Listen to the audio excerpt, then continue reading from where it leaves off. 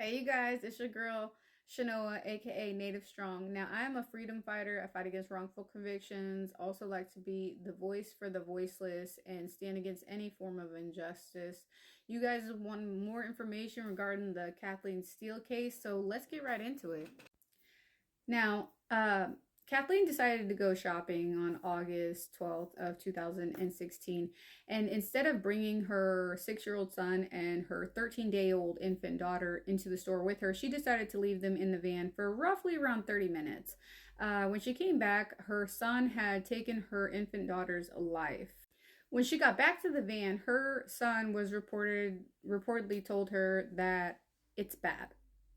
There was blood. Her daughter had been brutally attacked, and instead of seeking medical attention, she proceeded to put the groceries away, went to the car rental and extended her car rental lease, drove around. It wasn't until about 2 hours after this happened to her daughter that she actually took a step to try to get help for her infant.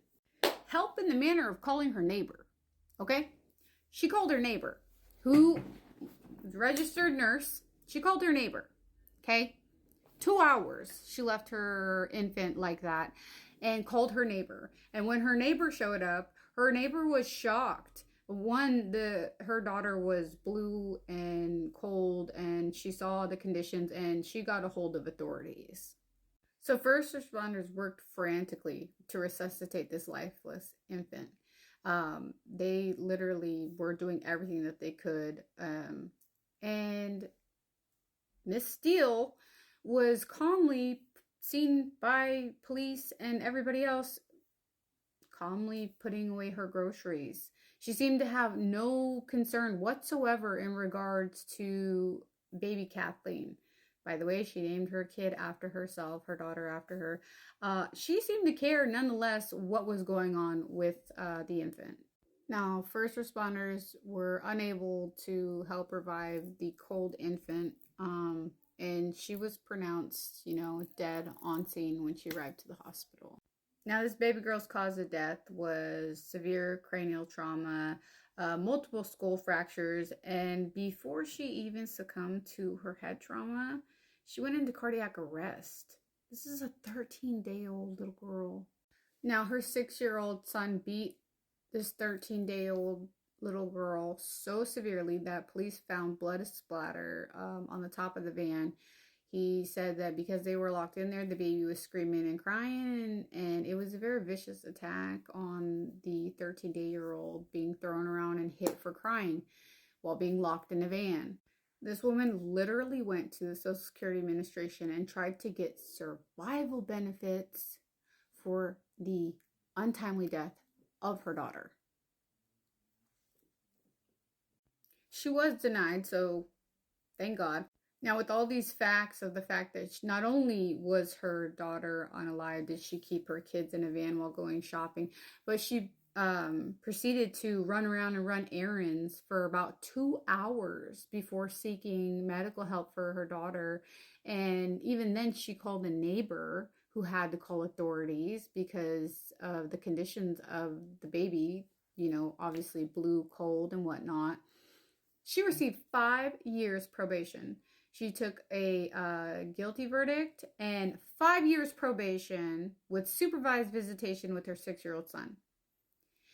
This is not a child. This is a woman at 62 who literally neglected and caused the untimely death of her 13-day-old daughter. Do you think that that's right? Do you think that 5 months of probation is enough? Do you think that's a fair sentence? Now let me introduce you to a case that I am working on real quick. This is Winston Walters. I've been working on his case for about a year, roughly over a year now.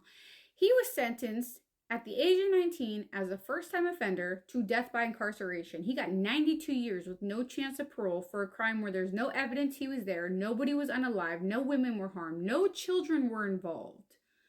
Falsely accused of a home invasion-style robbery, brought into the case a year after it happened by coerced statements from career criminals.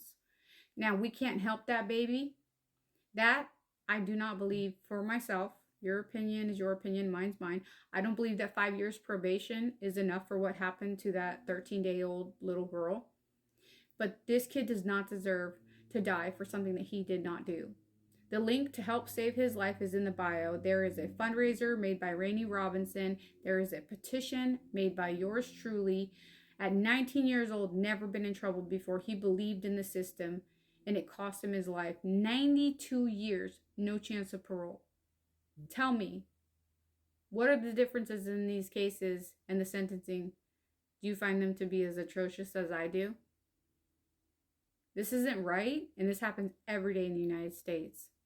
Now help me bring and restore balance to the system, and let's save lives that need, deserve, and have to be saved while they're still here.